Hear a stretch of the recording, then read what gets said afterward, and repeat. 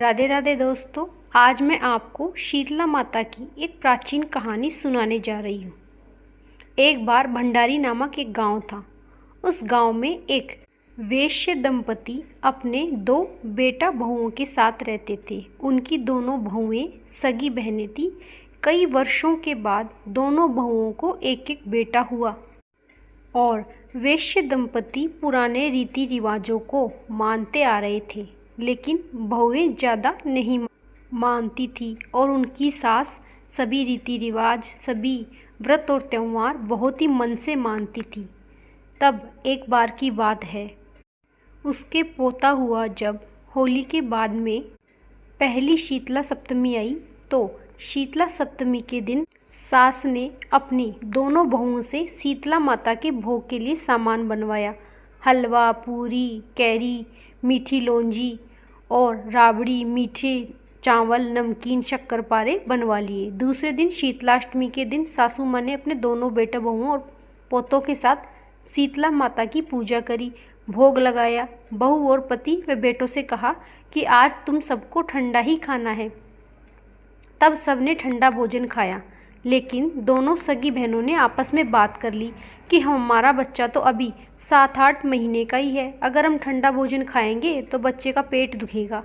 ऐसे में उन दोनों ने सोचकर योजना बना ली। तब उनके साथ दोपहर में पड़ोस की औरतों के पास चली गई, तो उन्होंने चोरी से गरम कढ़ाई चढ़ाकर खिचड़ी बनाई और खाने के बाद रसोई व बर्तनों की साफ सफाई करके रख दी।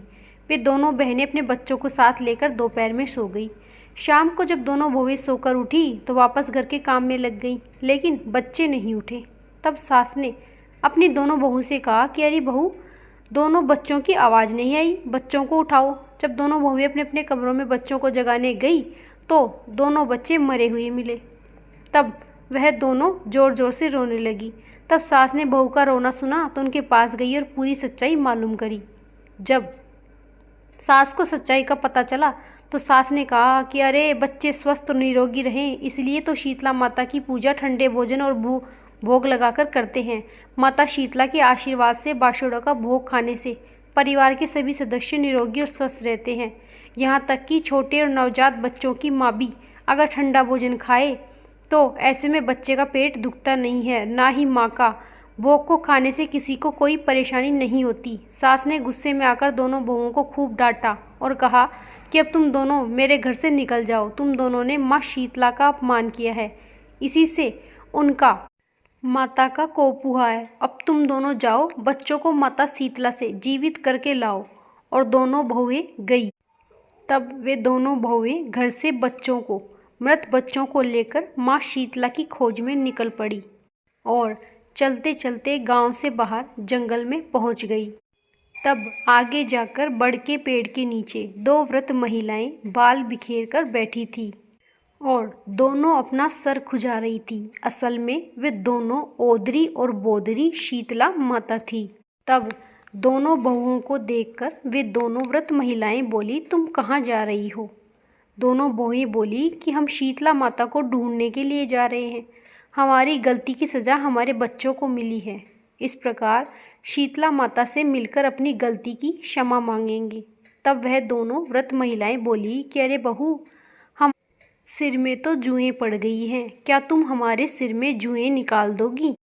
वैसे तो उन दोनों बहुओं को शीतला माता के पास जाने की जल्दी थी, लेकिन उन वृद्ध महिलाओं को देखकर उनको उनके ऊपर दया आ गई और उन दोनों बहुओं ने अपना अपना मृत बच्चा उनकी गोद में सुलाया और उनके सिर में जुएं देखने लगी। और जब सारी जुएं निकल गई तो उनको ठंडक महसूस हुई। तो वे दोनों वृद्ध महिलाएं दोनों बहुओं से बोली कि जैसे हमारे माथे में ठंडक मिली है, वैसे ही तुम्हारा कलेजा भी ठंडा हो जाए।